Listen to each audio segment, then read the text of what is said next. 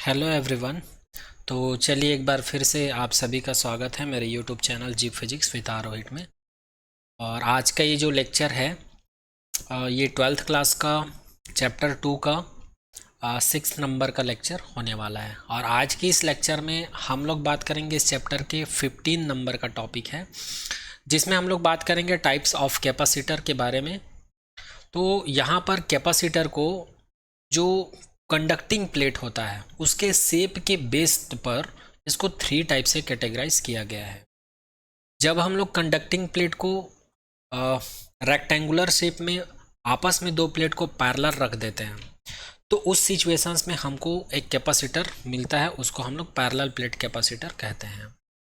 इसी प्रकार उस कंडक्टिंग प्लेट को जब हम लोग स्फेरिकल शेप में कंडक्ट करवाते हैं तब उसको हम लोग स्फेरिकल प्लेट कैपेसिटर कह देते हैं। इसी प्रकार जब हमारे पास कंडक्टिंग प्लेट जो है सिलिंड्रिकल शेप में होता है तो उस सिचुएशंस में जो कैपेसिटर मिलता है उसको हम लोग सिलिंड्रिकल प्लेट कैपेसिटर कहते हैं। लेकिन आप लोग के 12th क्लास में यहाँ पर फर्स्ट वाला जो है इम्पॉर्टेंट है, जो कि है पैरेलल प्लेट कैपेसिटर। यहाँ पर स्टार भी लिखा हुआ है, ये आपके सिलेबस में है, ये दोनों आपके सिलेबस में नहीं है। इसलिए यहाँ पर हम लोग पैरेलल प्लेट कैपेसिटर के बारे में ही हर चीज़ डिस्कस करेंगे। और यहाँ पर स्फेरिकल प्लेट कैपेसिटर और सिलेंड्रिकल कैपेसिटर का केवल फॉर्मूला देखेंगे। तो चलिए स्टार्ट करते हैं। तो सबसे पहले यहाँ पर लिखा हुआ है types of capacitor based on shape of conducting plate. तो इसको मैं पहले ही बता चुका हूँ, जो कंडक्टिंग प्लेट होता है उसके शेप के आधार पर इसको 3 टाइप से कैटेगराइज किया गया है: parallel plate capacitor, spherical plate capacitor और सिलिंड्रिकल प्लेट कैपेसिटर। अगर आप लोग मार्केट में जाओगे तो आप लोग को कैपेसिटर कुछ ऐसा दिखेगा।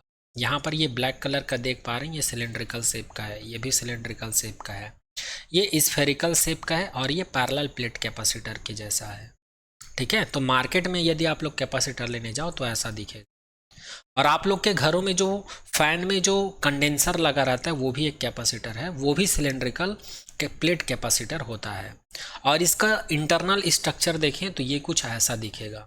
अगर हम लोग पैरेलल प्लेट कैपेसिटर की बात करें तो ये कुछ ऐसा दिखेगा। यहाँ पर ये जो पोर्शन देख पा रहे हैं ये प्लेट है, जिसको हम लोग कंडक्टिंग प्लेट बोल देते हैं।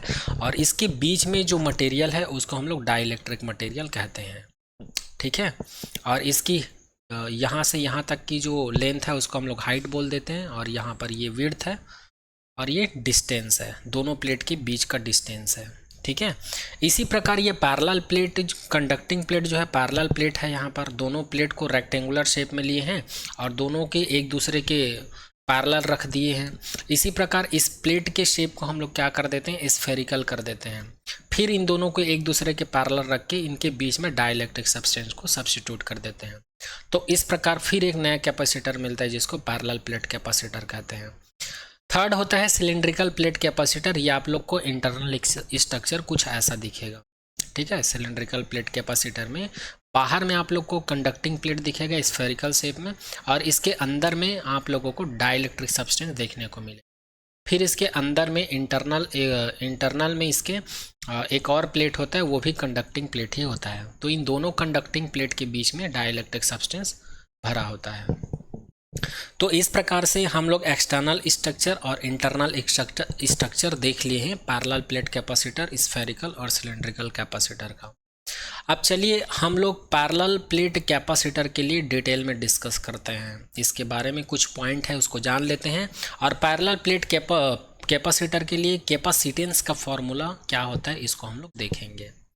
तो सबसे पहले यहाँ पर पैरेलल प्लेट कैपेसिटर के बारे में कुछ पॉइंट लिखा हुआ, इसको देख लेते हैं।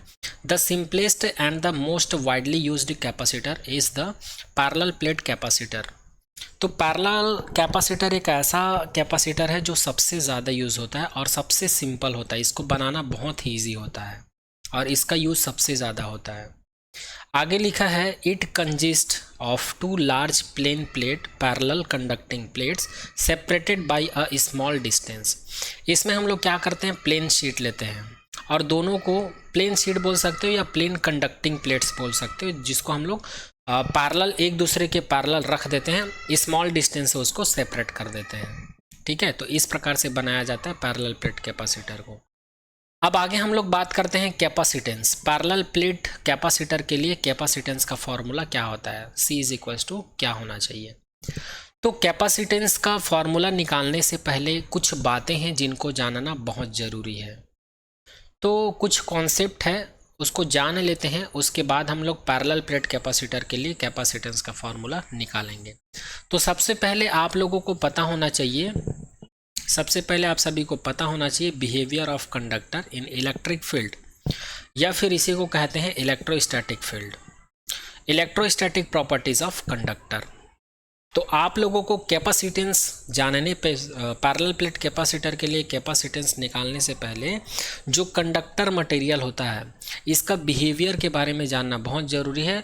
कब? जब हम लोग कंडक्टर को इलेक्ट्रिक फील्ड में रख देते हैं, या इसी को कहा जाता है इलेक्ट्रोस्टैटिक प्रॉपर्टीज ऑफ कंडक्टर। तो चलिए हम लोग इसको पॉइंट टू पॉइंट समझते हैं। तो फर्स्ट पॉइंट में यहाँ पर लिखा हुआ है net electric field inside the conductor is zero. ये तो ऑलरेडी हम लोग को पता है कि कोई भी कंडक्टर होता है तो उनके इनसाइड क्या होता है, नेट इलेक्ट्रिक फील्ड का वैल्यू जीरो होता है। इसका रीज़न ये है कि किसी भी कंडक्टर के इनसाइड में कोई भी चार्ज प्रेजेंट नहीं रहते हैं। यदि बहुत सारे चार्ज प्रेजेंट रहते हैं तो वो एक दूसरे को यदि प्रेजेंट रहते तब की बात है, तो वो एक दूसरे को क्या कर देते, न्यूट्रलाइज कर देते। इस प्रकार से कंडक्टर न्यूट्रलाइज हो जाता है, उसमें कोई करंट फ्लो नहीं होता। इस वजह से ऐसा माना जाता है कि किसी भी कंडक्टर के इनसाइड में चार्ज नहीं होता है, इसलिए वहाँ पर इलेक्ट्रिक फील्ड जीरो होता है। ये ऑलरेडी हम लोग जानते हैं। अब यहाँ पर हम लोग क्या करते हैं, इसको प्रूफ करते हैं। प्रूफ कैसे करेंगे, तो यहाँ पर दो प्लेट ले लेते हैं।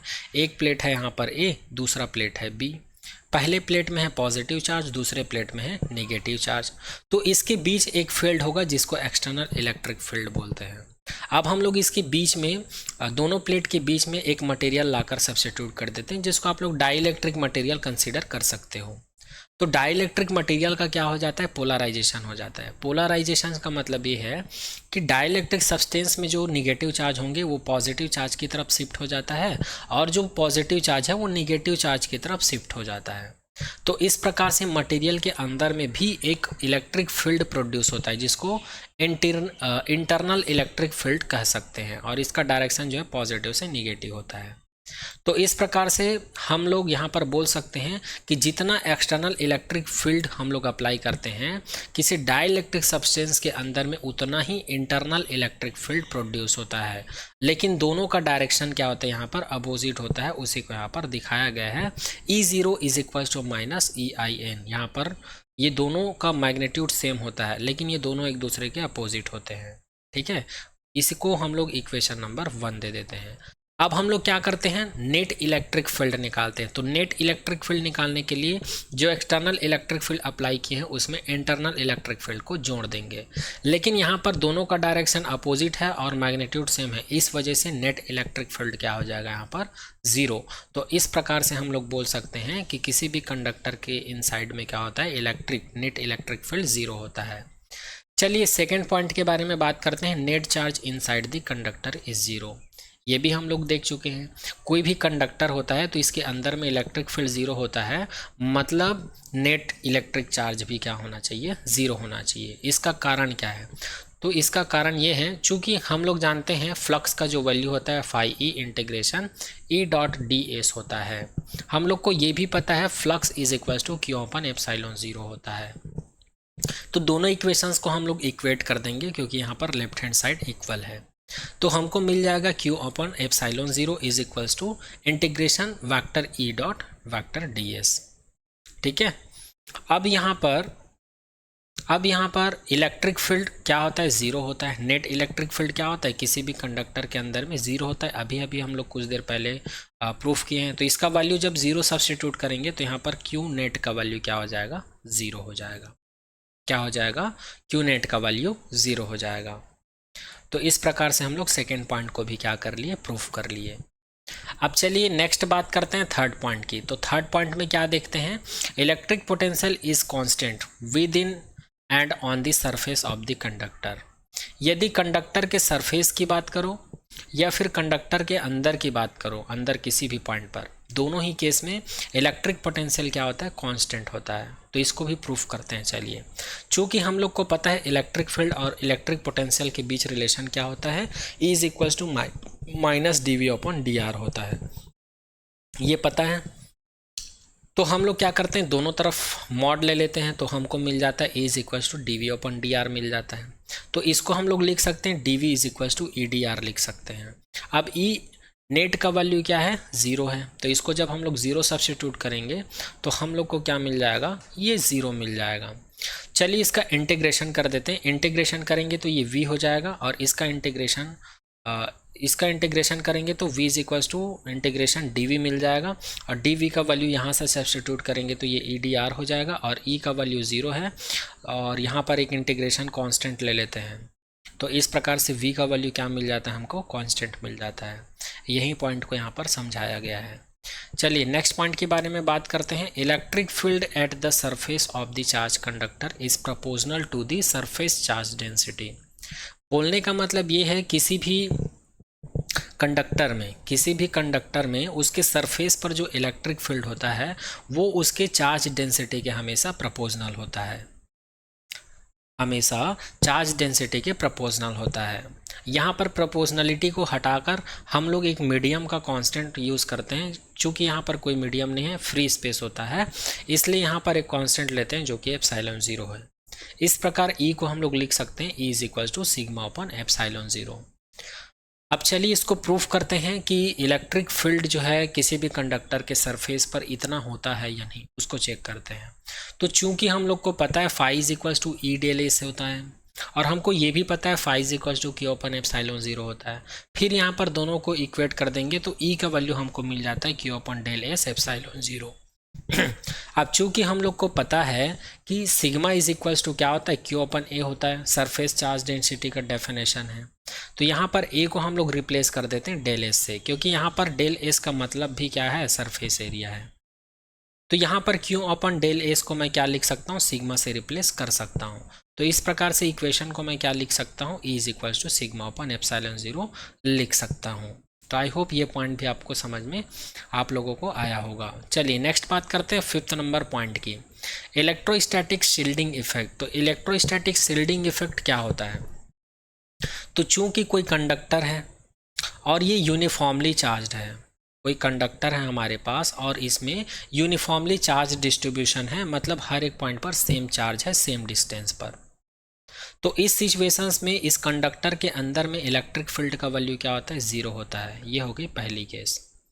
दूसरे केस की बात करते हैं। अब इस कंडक्टर को उठाकर हम लोग यूनिफॉर्मली इलेक्ट्रिक फील्ड में ले जाकर रख देते हैं। क्या करते हैं, इस कंडक्टर को उठाकर हम लोग किसी यूनिफॉर्म इलेक्ट्रिक फील्ड में ले जाकर रख देते हैं। फिर भी इस कंडक्टर के अंदर में, इनसाइड में इलेक्ट्रिक फील्ड का वैल्यू क्या होता है, 0 होता है। तो इसी केस को कहा गया है शील्डिंग इफेक्ट, या इसी को कहा जाता है इलेक्ट्रोस्टैटिक शील्डिंग इफेक्ट। दोनों ही केस में यहाँ पर कंडक्टर के इनसाइड में हमको इलेक्ट्रिक फील्ड क्या मिलता है, 0 मिलता है। आई होप ये सारा पॉइंट आप सभी को समझ में आ रहा होगा। चलिए आगे देखते हैं। अब हम लोग यहाँ पर कैपेसिटेंस कैलकुलेट करेंगे। सबसे पहले हम लोग कैपेसिटेंस निकालेंगे पैरेलल प्लेट कैपेसिटर के लिए, जब पैरेलल प्लेट के बीच में कोई भी डाइलेक्ट्रिक मीडियम ना हो। मतलब यहाँ पर दो प्लेट जो यूज़ किए हैं वो दोनों प्लेट एक दूसरे के पैरेलल होंगे और उनके बीच में किसी भी प्रकार का मटेरियल नहीं होगा, मतलब फ्री स्पेस होगा, जैसे कि यहाँ पर डायग्राम में दिखाया गया है। हम लोग यहाँ पर कंसीडर कर लिए हैं कि ए एक प्लेट है, यहाँ पर ये फर्स्ट प्लेट है और ये सेकेंड प्लेट है।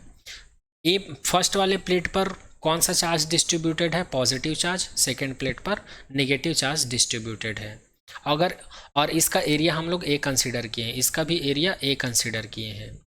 यहाँ पर 3 रीजन है, ये फर्स्ट रीजन है, ये सेकंड रीजन है और ये थर्ड रीजन है। तो यहाँ पर फर्स्ट रीजन में इलेक्ट्रिक फील्ड का अगर वैल्यू देखें तो वो 0 होगा, क्योंकि यहाँ पर किसी भी प्रकार का चार्ज प्रेजेंट नहीं। और अगर हम लोग सेकंड रीजन की बात करें तो सेकंड रीजन में इलेक्ट्रिक फील्ड का वैल्यू कितना हो जाएगा, E इज इक्वल्स टू σ/ε0। क्योंकि हम लोग ऑलरेडी अभी कुछ देर पहले देखे हैं कि कोई भी प्लेट के बीच में या किसी भी कंडक्टर के अंदर में जो इलेक्ट्रिक फील्ड है वो जो चार्ज डेंसिटी है उसके प्रोपोर्शनल होता है।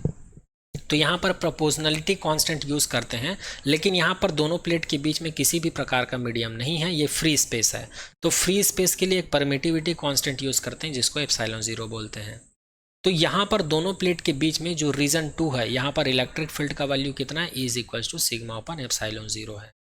ठीक है, और यहाँ पर ये जो सेकेंड प्लेट में जो आउटसाइड में पॉजिटिव चार्ज प्रोड्यूस होता है, इसको हम लोग ग्राउंड कर दिए, इसी वजह से इसमें केवल निगेटिव चार्ज है। अब बात करते हैं थर्ड रीजन की। तो थर्ड रीजन में भी इलेक्ट्रिक फील्ड का वैल्यू 0 है, क्योंकि वहाँ पर किसी भी प्रकार का चार्ज प्रेजेंट नहीं है। अब आई होप ये डायग्राम आप लोगों को समझ में आ गया होगा। अब यहाँ पर डायग्राम में कौन सा पैरामीटर क्या है उसको देख लेते हैं। यहाँ पर ए है, ए का मतलब यहाँ पर एरिया ऑफ बोथ प्लेट्स है, और यहाँ पर सिग्मा यूज़ किए हैं प्लस माइनस सिग्मा, इसका मतलब है surface charge density on both plates. यहाँ पर Q positive and negative Q use किए हैं, इसका मतलब है charge on both plates. V का मतलब यहाँ पर इलेक्ट्रिक पोटेंशियल है। डी का मतलब दोनों प्लेट के बीच का डिस्टेंस है। अब हम लोग रीजन 2 से इलेक्ट्रिक फील्ड का वैल्यू लिख सकते हैं, is equal to sigma upon epsilon 0। तो यहाँ पर हम लोग को पता है जो सरफेस चार्ज डेंसिटी होता है, इसका डेफिनेशन होता है क्यू अपन ए। तो यहाँ पर सिग्मा की जगह पर हम लोग क्या रखेंगे, क्यू अपन ए लिखेंगे। तो ए इज इक्वल टू क्या हो जाएगा, क्यू अपन एप्सिलॉन 0 ए हो जाएगा। इसको इक्वेशन नंबर 1 दे देते हैं। अब हम लोग को पता है इलेक्ट्रिक पोटेंशियल और इलेक्ट्रिक फील्ड के बीच रिलेशन होता है, E is equals to minus D V upon D R होता है। और तो इसको हम लोग ऐसे लिख सकते हैं, डायरेक्टली हम लोग E is equals to V upon D लिख सकते हैं, क्योंकि डी वी का मतलब होता है स्मॉल चेंज, डी आर का मतलब होता है स्मॉल चेंज इन डिस्टेंस। तो यहाँ पर कोई चेंज नहीं हो रहा है, इसलिए हम लोग यहाँ पर डायरेक्टली वी अपॉन डी लिख लेते हैं। तो यहाँ पर E के जगह पर हम लोग V अपॉन डी सब्सिट्यूट करेंगे, तो हम लोग को मिल जाएगा V upon D is equals to Q upon epsilon 0 A. D को इधर ट्रांसफर कर देंगे तो V is equals to finally हम लोग को मिल जाएगा V is equals to Q D upon epsilon 0 A. अब ऑलरेडी हम लोग को पता है कैपेसिटेंस का फॉर्मूला होता है C is equals to Q upon V। तो यहाँ पर V का वैल्यू सब्सिट्यूट कर देंगे, तो V का वैल्यू सब्सिट्यूट करने के बाद हम लोग को मिल जाता है C is equals to Q पहले से है, V का वैल्यू यहाँ से सब्सिट्यूट कर देंगे क्यू डी अपॉन एप्सिलॉन 0 ए। तो यहाँ पर एप्सिलॉन 0 ए ऊपर चला जाएगा, यहाँ पर क्यू और क्यू कैंसिल आउट हो जाएगा, तो फाइनली हम लोग को मिल जाएगा C is equals to epsilon 0 A upon D. यहाँ पर हम लोग को मिल गया C is equals to epsilon 0 A upon D. और इसी इक्वेशन नंबर 4 को कहा जाता है कैपेसिटेंस का फॉर्मूला। किसके लिए, पैरेलल प्लेट कैपेसिटर के लिए। कौन से केस में, जब दोनों प्लेट के बीच में किसी भी प्रकार का मीडियम नहीं था, विदाउट डाइलेक्ट्रिक कहा जाता है। ठीक है, तो यहाँ तक कंप्लीट होता है। आई होप ये सारा पॉइंट आप सभी को समझ में आया होगा। अब आगे देखते हैं।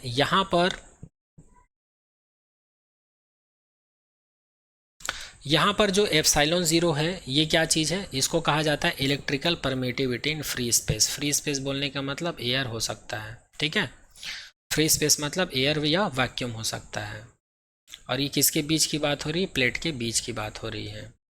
और इस रिलेशन से क्या रिजल्ट निकलता है, अभी जो रिजल्ट मिला कैपेसिटेंस हमको क्या मिला, एप्सिलॉन 0 ए अपॉन डी मिला।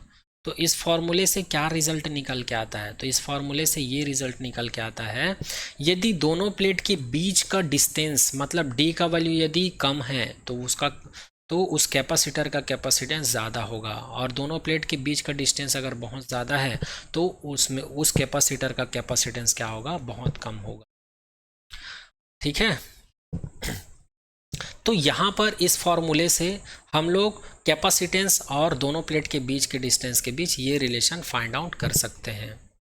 अब यदि कैपेसिटेंस का ए के साथ रिलेशन देखें तो प्लेट का एरिया जितना ज़्यादा होगा उस कैपेसिटर का कैपेसिटेंस उतना ही ज़्यादा होगा, और जितना कम उस प्लेट का सरफेस एरिया होगा उतना ही कम हमको कैपेसिटर मिलेगा। जैसे कि आप लोग देख सकते हैं, सी ज़्यादा तो ए ज़्यादा, सी कम तो ए कम। तो इस प्रकार से हम लोग यहाँ पर जो कंडक्टिंग प्लेट था कैपेसिटर में, उसके ऊपर डिपेंडेंसी देख ली है कैपेसिटेंस का। ठीक है, तो यहाँ पर ये टॉपिक कंप्लीट होता है। अब आगे हम लोग बात करते हैं फिर कैपेसिटर, जो पैरेलल प्लेट कैपेसिटर है उनके बीच में यदि कोई डाइलेक्ट्रिक सब्सटेंस को हम लोग इंसर्ट कर देते हैं, कोई भी पैरेलल प्लेट कैपेसिटर है तो उसमें जो दो पैरेलल प्लेट है उसके बीच में अगर हम लोग किसी डाइलेक्ट्रिक मटेरियल को इंसर्ट कर देते हैं तो उस सिचुएशंस में उस कैपेसिटर का कैपेसिटेंस क्या होगा, इसको अब आगे देखने वाले हैं। इसी को एक और नाम से जाना जाता है effect of dielectric in capacitance. किसी भी कैपेसिटर के कैपेसिटेंस में क्या इफेक्ट पड़ता है कोई भी डाइलेक्ट्रिक का, इस चीज़ को हमको चेक करना है। तो इसके लिए फिर हम लोग कंसिडर कर लेते हैं कि हमारे पास दो प्लेट है, ये फर्स्ट प्लेट है, ये सेकंड प्लेट है। फर्स्ट प्लेट में पॉजिटिव चार्ज डिस्ट्रीब्यूटेड है और सेकंड प्लेट में नेगेटिव चार्ज डिस्ट्रीब्यूटेड है, क्योंकि इस चार्ज की वजह से इसमें जो पॉजिटिव चार्ज है उसको हम लोग ग्राउंड कर दिए हैं। ठीक है, अब इसके बीच में हम लोग एक डाइलेक्ट्रिक सब्सटेंस को ले जाकर रख देते हैं। तो जैसे ही किसी डाइलेक्ट्रिक सब्सटेंस को दोनों प्लेट के बीच में रखते हैं तो इसके एटम्स में क्या हो जाता है, पोलराइजेशन हो जाता है। पोलराइजेशन बोलने का मतलब ये है नेगेटिव चार्ज पॉजिटिव प्लेट की तरफ शिफ्ट हो जाता है और पॉजिटिव चार्ज जो है नेगेटिव प्लेट की तरफ शिफ्ट हो जाता है। एक बार और रिपीट कर देता हूँ, जब डाइलेक्ट्रिक सब्सटेंस के एटम में पोलराइजेशन होता है तो डाइलेक्ट्रिक सब्सटेंस के एटम का जो नेगेटिव चार्ज है वो पॉजिटिव प्लेट की तरफ शिफ्ट हो जाता है और पॉजिटिव प्लेट जो है नेगेटिव प्लेट की तरफ शिफ्ट हो जाता है। और यहाँ पर कंसिडर कर लेते हैं जो फर्स्ट प्लेट है इसका एरिया ए है, दूसरा प्लेट जो है उसका भी एरिया ए है। और इस प्लेट में जो चार्ज डेंसिटी है वो प्लस सिग्मा चार्ज है और दूसरे प्लेट में जो चार्ज डेंसिटी है उसको माइनस क्यू सिग्मा कंसिडर कर लेते हैं। ठीक है, और दोनों प्लेट के बीच का डिस्टेंस क्या है, डी है। और जो डाइलेक्ट्रिक सब्सटेंस इंसर्ट किए हैं दोनों प्लेट के बीच में उसकी मोटाई कितनी है, टी है। इस चीज़ को याद रखिएगा। चलिए यहाँ पर लिखा हुआ इसको एक बार और बता देता हूँ। प्लस माइनस क्यू क्यों क्या चीज़ है, ये चार्ज डेंसिटी किसकी, दोनों प्लेट के चार्ज डेंसिटी है। Plus minus Q sigma P, इसका मतलब क्या है, ये जो डाइलेक्ट्रिक सब्सटेंस जो है पोलराइजेशन हुआ है तो पोलराइजेशन की वजह से जो निगेटिव चार्ज मिला है और जो पॉजिटिव चार्ज मिला है उसी की चार्ज डेंसिटी है ये। प्लस माइनस क्यू का मतलब क्या है, दोनों प्लेट में जो डिस्ट्रीब्यूटेड चार्ज है उसका वैल्यू है। दोनों प्लेट के बीच का डिस्टेंस है डी और जो डाइलेक्ट्रिक सब्सटेंस इंसर्ट किए हैं उसकी थिकनेस है टी। ए का मतलब प्लेट का एरिया है और ई जीरो का मतलब दोनों प्लेट में पॉजिटिव और नेगेटिव चार्ज की वजह से जो एक्सटर्नल फील्ड है तो वो एक्सटर्नल इलेक्ट्रिक फील्ड क्या है, ई जीरो है। और यहाँ पर ई आई एन या ई पी क्या चीज़ है, इसको हम लोग इंटरनल इलेक्ट्रिक फील्ड बोलते हैं किसी भी डाइलेक्ट्रिक सब्सटेंस के लिए, या पोलराइजेशन इलेक्ट्रिक फील्ड बोल सकते हो। ठीक है, चलिए अब आगे देखते हैं। अब आगे हम लोग बात करते हैं since we know that electric field between plates. यहाँ पर जो प्लेट यूज़ किए हैं उसके बीच अगर किसी भी प्रकार का डाइलेक्ट्रिक नहीं रहता तब उस सिचुएशंस में उसका इलेक्ट्रिक फील्ड होता E1 सिग्मा अपॉन एप्सिलॉन 0। इसको हम लोग इक्वेशन नंबर 1 मान लेते हैं। वैसे भी यहाँ पर बता चुका हूँ, फ्री स्पेस या किसी भी प्रकार का डाइलेक्ट्रिक नहीं होता तो इतना इलेक्ट्रिक फील्ड होता है दोनों प्लेट के बीच में। अब हम लोग क्या कर देते हैं, एक मीडियम को या किसी डाइलेक्ट्रिक को इंसर्ट करवा देते हैं तो उसके बाद उसका दोनों प्लेट के बीच में इलेक्ट्रिक फील्ड कितना होगा, E2 is equal to sigma upon medium का परमिटिविटी कॉन्स्टेंट यहाँ पर कंसिडर किए हैं, मीडियम या डाइलेक्ट्रिक। ठीक है, अब चूंकि हम लोग जानते हैं के का मतलब क्या होता है, डाइलेक्ट्रिक कॉन्स्टेंट, और के का वैल्यू जो है एप्सिलॉन आर के इक्वल होता है। और डाइलेक्ट्रिक का डेफिनेशन जो होता है किसी मीडियम के परमिटिविटी और फ्री स्पेस के लिए परमिटिविटी के रेशियो के इक्वल होता है। तो यहाँ पर जो मीडियम की परमिटिविटी है इसको हम लोग लिख सकते हैं के एप्सिलॉन 0। अब इस वैल्यू को मैं इक्वेशन नंबर 2 में सब्स्टिट्यूट कर देता हूँ। तो इक्वेशन नंबर 2 में सब्स्टिट्यूट करने के बाद हम लोग को मिल जाता है E2 is equals to sigma upon K epsilon 0। इसको दे देते हैं इक्वेशन नंबर 3, इसको दे देते हैं इक्वेशन नंबर 3। अब हम लोग फिर से जानते हैं E is equals to D V upon D R होता है। इसको हम लोग क्या लिख सकते हैं, E is equals to V upon R लिख सकते हैं। तो इस इक्वेशंस को आर को इधर ट्रांसफर करने के बाद मैं लिख सकता हूँ V is equals to E R. इसलिए we can write electric potential between plate without dielectric this V1 is equals to E1 cross D minus T। तो इस प्रकार हम लोग इलेक्ट्रिक पोटेंशियल लिख सकते हैं दोनों प्लेट के बीच में, जब दोनों प्लेट के बीच में किसी भी प्रकार का डाइलेक्ट्रिक नहीं है। तो यहाँ पर ये वाला पोर्शन खाली है, ये वाला पोर्शन खाली है और ये वाला पोर्शन खाली है। तो ये पोर्शन हमको कब मिलेगा, जब दोनों प्लेट का डिस्टेंस D में से अगर इस T को हटा दूँ तब मुझे ये खाली वाला स्पेस का वैल्यू मिल जाएगा। तो यहाँ पर इस फॉर्मूले से हमको V is equals to E R मिलता है। तो यहाँ पर विदाउट डाइलेक्ट्रिक वाले पोर्शन का अगर इलेक्ट्रिक पोटेंशियल V1 कंसिडर कर लें तो यहाँ पर E के जगह पर E1 आ जाएगा और R की जगह पर ये खाली स्पेस वाले का डिस्टेंस आ जाएगा जो कि है D माइनस टी। अभी D माइनस टी क्यों आया फिर से बता देता हूँ, क्योंकि ये वाला स्पेस और ये वाला स्पेस का वैल्यू कब मिलेगा, जब D में से ये डाइलेक्ट्रिक सब्सटेंस की मोटाई वाले भाग को हटा दूंगा तो ये फ्री स्पेस मिल जाएगा। तो इसको दे देते हैं इक्वेशन नंबर 5।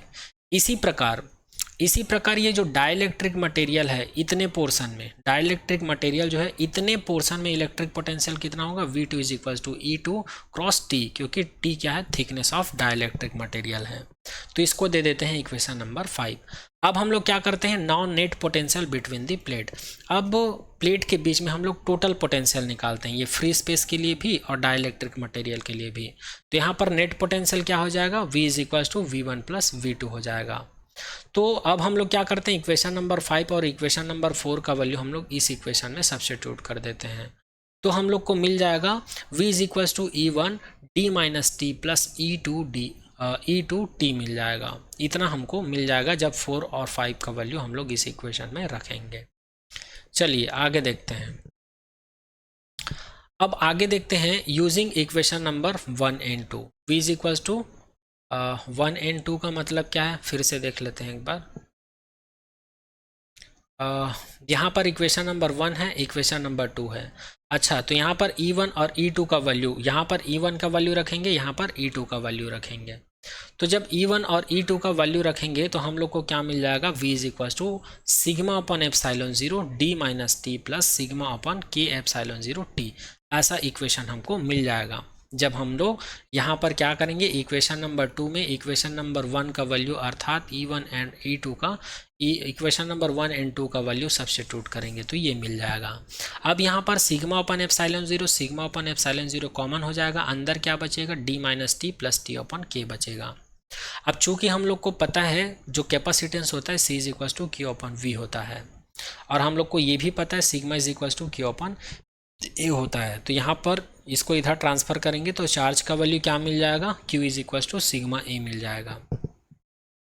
ठीक है, तो जब हम लोग Q के जगह पर इस वैल्यू को रखेंगे तो हमको कैपेसिटेंस मिल जाएगा C is equal to sigma A upon V। अब हम लोग क्या करेंगे, ये जो V का वैल्यू है इक्वेशन नंबर 6 से यहाँ पर पुटअप कर देंगे। तो इसी को यहाँ पर लिखा हुआ है using equation number C is equal to sigma A upon sigma upon epsilon 0 D minus T plus T upon K। जब हम लोग ये सिग्मा सिग्मा कैंसिल आउट हो जाएगा और जब हम लोग ये एप्सिलॉन 0 को ऊपर ट्रांसफर करेंगे तो हम लोग को मिल जाएगा epsilon 0 A upon D minus T plus T upon K। तो इस प्रकार से कैपेसिटेंस का वैल्यू हम लोग को क्या मिल गया, C is equal to epsilon 0 A upon D minus T 1 minus 1 upon K। इसी को कहा जाता है पैरेलल प्लेट कैपेसिटर के लिए कैपेसिटेंस का फॉर्मूला। जब हम लोग किसी भी T मोटाई के डाइलेक्ट्रिक सब्सटेंस को दोनों प्लेट के बीच में इंसर्ट कर देते हैं और उसके बाद भी उन प्लेट्स के और डाइलेक्ट्रिक सब्सटेंस के बीच में गैप रह जाता है। अब यहाँ पर हम लोग डिफरेंट केस की बात करेंगे। चलिए केस 1 की बात करते हैं। यदि दोनों प्लेट के बीच में जो डाइलेक्ट्रिक सब्सटेंस जो है पूरी तरह से भरा होता, ये बोलने का मतलब क्या है, मतलब ये वाला गैप भी नहीं होता और ये वाला गैप भी नहीं होता, पूरा यहाँ से यहाँ तक डाइलेक्ट्रिक सब्सटेंस अगर भरा होता तो उस सिचुएशंस में कैपेसिटेंस क्या होगा, तो उस सिचुएशन में T का वैल्यू जो है D के इक्वल हो जाता। और जब हम लोग T के वैल्यू को D के इक्वल करेंगे तो इस इक्वेशन नंबर 7 को ध्यान से देखो, जब मैं इस T को मैं D कर दूंगा तो इसका मल्टीप्लाई जब हम लोग अंदर करेंगे तो ये माइनस D हो जाएगा और ये minus minus plus D upon K हो जाएगा।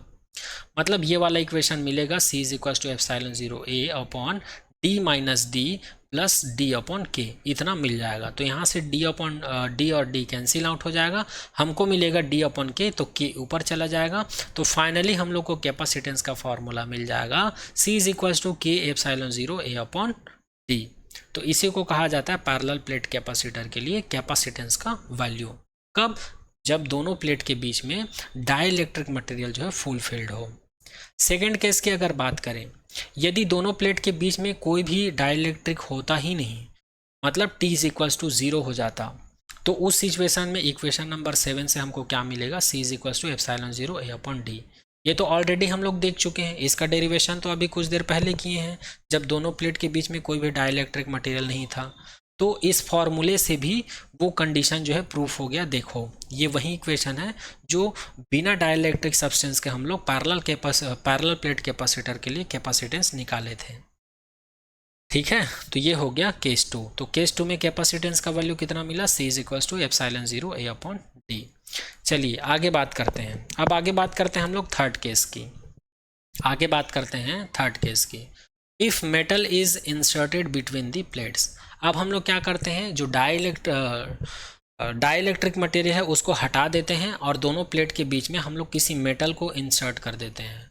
मेटल बोलने का मतलब ये है, हम लोग को पता है किसी भी मेटल या धातु के लिए जो डाइलेक्ट्रिक कांस्टेंट है वो कितना होता है, K is equals to infinite होता है, जबकि एयर के लिए कितना होता है, 1 होता है। ठीक है, और अदर मटेरियल के लिए K का वैल्यू 1 से बड़ा होता है, और मेटल के लिए कितना होता है, इनफाइनाइट होता है। और जब K का वैल्यू हम लोग इनफाइनाइट रखेंगे, किस में, इक्वेशन नंबर 7 में, K का वैल्यू जब हम लोग इनफाइनाइट रखेंगे तो ये कितना हो जाएगा, ये 0 हो जाएगा। ठीक है, और यहाँ पर कितना बचेगा, केवल T बचेगा। मतलब इक्वेशन नंबर 7 से हमको मिल जाएगा C is equal to epsilon 0 D upon T मिल जाएगा, जो कि यहाँ पर लिखा हुआ है। तो फाइनली हम लोग को थर्ड केस में क्या मिल जाएगा, capacitance C is equal to epsilon 0 A upon D minus T मिल जाएगा। तो इस प्रकार से यहाँ पर पैरेलल प्लेट कैपेसिटर का सारा पॉइंट कवर होता है। तो ये दोनों फार्मूला बहुत इंपॉर्टेंट है, याद रखिएगा। पैरेलल प्लेट कैपेसिटर में हम लोग 2 केस में कैपेसिटेंस कैलकुलेट किए हैं। पहला केस है कि दोनों प्लेट के बीच में किसी भी प्रकार का डाइलेक्ट्रिक मटेरियल ना हो। दूसरा केस है कि उन दोनों प्लेट के बीच में अगर हम लोग डाइलेक्ट्रिक सब्सटेंस को रख दें या किसी मेटल को रख दें तो उस सिचुएशंस में उसका कैपेसिटेंस क्या होगा, ये सारा चीज़ हम लोग देख लिए हैं। अब आगे बात करते हैं सेकेंड टाइप का जो कैपेसिटर होता है, जो कि है स्फेरिकल प्लेट कैपेसिटर। तो स्फेरिकल प्लेट कैपेसिटर के लिए जब हम लोग कैपेसिटेंस का डेरिवेशन करते हैं तो हम लोग को मिलता है C is equals to 4 pi epsilon 0 AB upon B minus A, जहाँ पर A को कहा जाता है रेडियस ऑफ इनर स्फीयर और B को कहा जाता है रेडियस ऑफ आउटर स्फीयर। तो यहाँ पर केवल फॉर्मूला को देख लीजिएगा, ये उतना इंपॉर्टेंट नहीं है क्योंकि सिलेबस में नहीं है। इसी प्रकार अगर हम लोग सिलिंड्रिकल प्लेट कैपेसिटर के कैपेसिटेंस की अगर बात करें तो ये होता है C इज इक्वल्स टू 2 पाई के epsilon 0 L upon log B upon A, जहाँ पर A को कहा जाता है रेडियस ऑफ इनर सिलिंड्रिकल और B को कहा जाता है radius of outer cylindrical. Okay, तो आई होप ये सारा पॉइंट आप सभी को समझ में आया होगा। ठीक है, अब चलिए इस चैप्टर 2 के नेक्स्ट टॉपिक के बारे में बात करते हैं। नेक्स्ट टॉपिक है 16 नंबर का टॉपिक है, जिसका नाम है एनर्जी स्टोर्ड इन कैपेसिटर। यहाँ पर आप लोग के सिलेबस में डेरिवेशन नहीं है, यहाँ पर केवल फॉर्मूला पढ़ना है। एक बार और रिपीट कर देता हूँ, इस चैप्टर का 16 नंबर का जो टॉपिक है वो है एनर्जी स्टोर्ड इन कैपेसिटर। चूँकि कैपेसिटर का डेफिनेशन में हम लोग देखे थे कि कैपेसिटर एक ऐसा इलेक्ट्रॉनिक डिवाइस है जो कि इलेक्ट्रिक चार्ज को क्या करता है, स्टोर करके रखता है, और उसी स्टोर्ड चार्ज की वजह से कैपेसिटर में क्या होता है, एनर्जी स्टोर्ड होता है। तो वो स्टोर्ड एनर्जी का वैल्यू क्या है, अमाउंट क्या है, मात्रा क्या है, तो इसके लिए हम लोग अभी फॉर्मूला देखने वाले हैं। तो आप लोग के सिलेबस में डायरेक्ट फॉर्मूला बस करना है, डेरिवेशन यहाँ पर डिलीटेड है, डेरिवेशन यहाँ पर क्या है, डिलीटेड है। लेकिन इस लेक्चर के माध्यम से मैं इसका डेरिवेशन भी कराऊंगा, लेकिन आप लोग को डेरिवेशन नहीं करना है, आप लोग को डायरेक्ट फार्मूला देखना है। और जब इसके लिए हम लोग फार्मूला प्रूफ करेंगे तो हम लोग को कुछ इस प्रकार का फार्मूला मिलेगा, W is equals to U is equals to 1/2 CV square. ठीक है, केवल ये फार्मूला पढ़ना है आप लोगों को। चलिए फिर भी इसका डेरिवेशन देख लेते हैं थोड़ा सा। तो हम लोग कंसीडर कर लेते हैं हमारे पास एक प्लेट है A, दूसरा प्लेट है B। अभी इन दोनों के ऊपर इनिशियली केस में कोई चार्ज नहीं होता है, और इसको हम लोग क्या करते हैं, बैटरी से कनेक्ट करते हैं। जो ए प्लेट है उसको बैटरी के पॉजिटिव चार्ज से कनेक्ट करते हैं, जो प्लेट बी होता है उसको बैटरी के निगेटिव चार्ज से कनेक्ट करते हैं। जैसे ही हम लोग कनेक्ट करते हैं तो ये बैटरी का जो पॉजिटिव चार्ज है, स्मॉल पॉजिटिव चार्ज का फ्लो होने लगता है और धीरे धीरे ये प्लेट ए जो है चार्ज होते मतलब चार्ज होना स्टार्ट हो जाता है। जैसे ही बैटरी से कनेक्ट करते हैं तो इसमें uniformly charge positive charge produce होने लगते हैं। तो ये जो प्लेट ए है इसमें जो डिस्ट्रीब्यूटेड चार्ज है उसको हम लोग प्लस क्यू से रिप्रेजेंट कर देते हैं, और जो दूसरा प्लेट बी है इसको बैटरी के नेगेटिव चार्ज से कनेक्ट कर देते हैं। तो इसमें भी नेगेटिव चार्ज का स्मॉल नेगेटिव चार्ज जो है ट्रांसफ़र होने लगता है और प्लेट बी भी नेगेटिव चार्ज से डिस्ट्रीब्यूटेड हो जाता है यूनिफॉर्मली। तो यहाँ पर जो चार्ज डिस्ट्रीब्यूटेड है, नेगेटिव चार्ज डिस्ट्रीब्यूटेड है, उसको माइनस क्यू कंसिडर कर लेते हैं। और जैसे ही ये दोनों प्लेट में चार्ज डिस्ट्रीब्यूट होता है वैसे ही इन दोनों प्लेट के बीच में एक इलेक्ट्रिक फील्ड प्रोड्यूस हो जाता है जिसका डायरेक्शन होता है पॉजिटिव टू नेगेटिव, जो कि है वेक्टर ई, जैसे कि आप लोग देख सकते हो। जहाँ पर अब इस डायग्राम में अब कौन सा पैरामीटर, कौन सा क्वांटिटी, क्या क्या चीज़ है उसको देख लेते हैं। तो यहाँ पर प्लस माइनस जो चार्ज है वो क्या चीज़ है, तो इसको कहा जाता है एडिशनल चार्ज कहा जाता है, या इसी को स्मॉल चार्ज कहते हैं, जो कि बैटरी से ट्रांसफ़र होते हुए ये कहाँ पर जा रहा है, प्लेट पर जा रहा है, इसी के थ्रू इसमें करंट फ्लो हो रहा है। नहीं, यहाँ पर ये जो प्लेट ए है और बी है दोनों चार्ज्ड हो रहे हैं इसी बैटरी की वजह से। तो ये प्लस माइनस डी क्यों क्या चीज़ है, इसको एडिशनल चार्ज कहा जाता है या स्मॉल ट्रांसफर्ड चार्ज कहा जाता है। और ए बी यहाँ पर क्या चीज़ है, ये ए बी प्लेट्स हैं which is charge by battery to transferred plus minus Q charge, जिसको हम लोग चार्ज कर रहे हैं किसके through, plus minus D Q transfer करके बैटरी के through. Now we can write small work done for plus minus D Q charge. अब ये जो small plus D Q charge है इसको यहाँ तक ले जाने के लिए जो हमको काम करना पड़ता है, तो हम लोग को पता है potential V is equal to W upon Q होता है, तो W का वैल्यू हम लोग को मिल जाएगा क्यू वी या वी क्यू। तो यहाँ पर हमको स्मॉल काम करना पड़ रहा है क्योंकि ये स्मॉल चार्ज है डी क्यू, इसलिए D W is equal to V D Q लिख लेते हैं, इसको इक्वेशन नंबर 1 दे देते हैं। अब हम लोग क्या करेंगे, टोटल वर्क डन निकालेंगे। तो टोटल वर्क डन निकालने के लिए इक्वेशन नंबर 1 को क्या कर देते हैं हम लोग, इंटीग्रेट कर देते हैं। कहाँ से कहाँ तक इंटीग्रेट करेंगे, तो 0 से Q तक। क्यों, क्योंकि इन प्लेट के ऊपर कोई चार्ज नहीं था। जैसे ही हम लोग बैटरी को ऑन किए, पहले कोई चार्ज नहीं था, 0 चार्ज था। जैसे ही बैटरी को ऑन किए तो डी क्यू चार्ज जो है धीरे धीरे इसमें फ्लो होने लगा, फिर इसमें बहुत सारे चार्ज आ गए और कितना चार्ज आ गया, क्यू चार्ज आ गया, क्यू चार्ज आ गया। इसलिए हम लोग इक्वेशन नंबर 1 को 0 से Q तक इंटीग्रेट कर देंगे। और जैसे ही इस इक्वेशन 1 को इंटीग्रेट करेंगे तो W इज इक्वल टू 0 से Q डी डब्ल्यू मिल जाएगा, और डी डब्ल्यू का वैल्यू हम लोग जैसे ही इसमें पुट करेंगे तो हमको मिलेगा W इज इक्वल टू 0 से Q वी डी क्यू मिल जाएगा। अब हम लोग को पता है कैपेसिटेंस का फॉर्मूला होता है Q अपॉन V। तो यहाँ पर V को इधर ट्रांसफर करेंगे, C को इधर, तो V इज इक्वल टू हमको मिल जाएगा Q अपॉन C। तो जब इस वैल्यू को हम लोग यहाँ पर सब्स्टिट्यूट करेंगे तो हम लोग को मिलेगा W इज इक्वल टू 0 से Q upon C D Q. अब यहाँ पर 1 अपॉन C को हम लोग कॉमन निकाल देते हैं, तो अंदर में क्या बचेगा, Q डी क्यू बचेगा। और जब हम लोग इसका इंटीग्रेशन करेंगे तो Q स्क्वायर अपॉन 2 हो जाएगा और लिमिट वैसे ही रहेगा। अब यहाँ पर जैसे ही हम लोग लिमिट ओपन करते हैं तो ये तो 0 है तो ये 0 हो जाएगा, और यहाँ पर Q है तो ये Q ही रहेगा। तो यहाँ पर W का वैल्यू हम लोग को क्या मिल जाएगा, 1 upon C Q square upon 2 मिल जाएगा। तो फाइनली हम लोग इसको लिख सकते हैं W is equal to 1 upon 2 1 upon C, और यहाँ पर Q है तो Q को हम लोग क्या लिख सकते हैं, CV लिख सकते हैं। तो यहाँ पर Q का स्क्वायर है इसलिए हम लोग इसको C स्क्वायर V स्क्वायर लिख देते हैं। तो C स्क्वायर V स्क्वायर लिखेंगे तो यहाँ पर एक C कट जाएगा, एक C यहाँ पर बचेगा। तो finally W is equal to 1 upon 2 CV square मिल जाएगा। तो फाइनली हम लोग को यहाँ पर कितना आंसर मिला, हम लोग को फाइनली कितना आंसर मिला जी, W is equal to U, क्योंकि एनर्जी जो है वर्क डन के इक्वल होता है, इसलिए W is equal to U is equal to 1 upon 2 CV square लिख सकते हैं। और इसी फार्मूला को कहा जाता है एनर्जी स्टोर्ड इन कैपेसिटर। इसी फार्मूला को कहा जाता है एनर्जी स्टोर्ड इन कैपेसिटर। तो इस प्रकार से क्लास 12 का ये जो सेकंड चैप्टर है यूनिट फर्स्ट का ये जो सेकंड चैप्टर है ये कंप्लीट होता है। इस लेक्चर के माध्यम से हम लोग चैप्टर 2 का जो थ्योरी पोर्शन है और कॉन्सेप्ट पोर्शन है ये पूरा कंप्लीट कर लिए हैं। अब आने वाले नेक्स्ट लेक्चर में हम लोग एनसीईआरटी का एग्जाम्पल करेंगे और एक्सरसाइज करेंगे, ये दोनों चीज़ करेंगे। ठीक है, तो आज के लेक्चर में यहीं तक। Thank you so much to all.